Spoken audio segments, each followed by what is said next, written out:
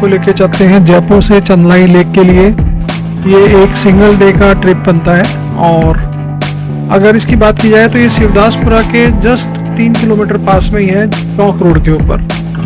आप यहाँ आने के लिए टोटल डिस्टेंस आपको करना पड़ेगा 29 किलोमीटर, 40 मिनट का टाइम लगेगा और नज़दीकी जो जगह है वो है शिवदासपुरा। मैं आया था अजमेर रोड से टोंक रोड रिंग रोड के ऊपर और यहाँ पर आपको एक बीच में टोल प्लाजा मिलेगा। बाकी बाइक का टोल फ्री है और कार का जो टोल है वो एज पर दिन आपकी व्हीकल है उसके हिसाब से लगेगा।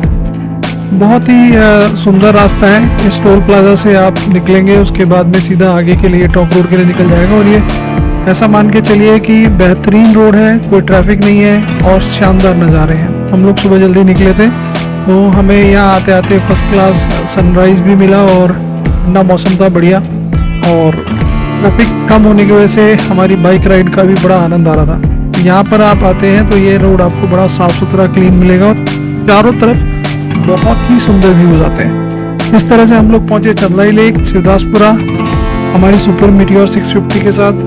और ये ड्रोन शॉट्स हैं जो कि ये मान के चलिए जो वाटर लेवल है उससे 1 से 1.5 मीटर ऊपर है।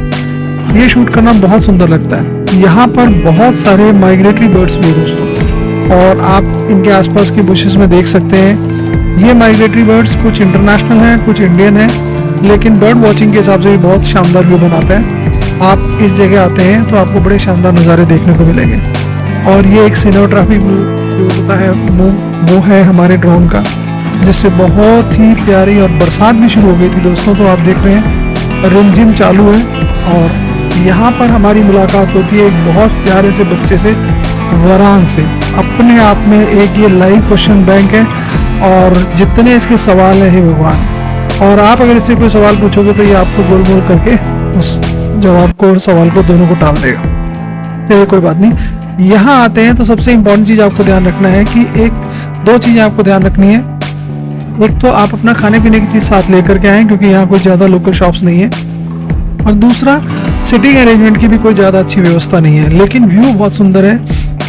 अगर आप देख रहे हैं तो ये पूरा का पूरा उस लेक के जो बॉर्डर्स हैं ये बहुत अच्छी ऊंचाई पे बना रखे हैं और उसके ऊपर एक छोटी सी रोड भी है। कुछ जगह पक्की है, कुछ जगह कच्ची है। बाइक के लिए भी ठीक है और कार के लिए भी ठीक है, दोनों के लिए आप आसानी से जा सकते हैं। ऑलमोस्ट 29 किलोमीटर्स पड़ता है और ये सिनेमेटिक व्यू बनता है पूरा का पूरा चंदलाई लेक का। बहुत ही सुंदर व्यू बनता है और मानसून सीजन में तो मेरा मानना है एक बार जरूर देखने जाना चाहिए। बहुत प्यारा व्यू आता है और ड्रोन से तो हम वो चीज़ें देख पाते हैं दोस्तों की जो हमारी नॉर्मल नीचे रह करके या ग्राउंड लेवल पे हमें नहीं दिखती है। तो ड्रोन शॉट के तो अपने ही आनंद है, शानदार आनंद लीजिए देखिए। और ये चंदलाई लेक है, इसके पास में कुछ रिसोर्ट भी हैं लेकिन वो शायद अभी खुले नहीं है, या मुझे ऐसा लगा शायद वो बंद हो गए हैं। लेकिन ओवरऑल बहुत ही प्यारा व्यू बनता है यहाँ पे। आने का टाइम सुबह मॉर्निंग में आ सकते हैं और या 4 से 6 बजे तक लास्ट, उसके बाद में यहाँ आना ठीक नहीं है क्योंकि थोड़ा सा लोकल एनवायरनमेंट सही नहीं है। तो आप दिन में यहाँ आइए, घूमिए और चले जाइए। सुबह शाम में कोई प्रॉब्लम नहीं है, बड़ा सुंदर व्यू बनता है। और यहीं से फिर हम लोग वापस चले गए थे। हमारे मस्सा के पास में मकान था जो कि है गुलमोहर गार्डन में वाटिका के अंदर। उनसे मिलते हुए वापस हम आ गए अपने डेस्टिनेशन के लिए। ये टाउनशिप भी मुझे बड़ी अच्छी लगती है, बहुत सुंदर बनी हुई है और बहुत ही ग्रीन है, और जो पूरा टाउन प्लान है बड़ा सुंदर लगता है इसका। तो यहाँ से वापस चलती है जयपुर के लिए और फिर आपसे मिलेंगे आगे के ब्लॉग में।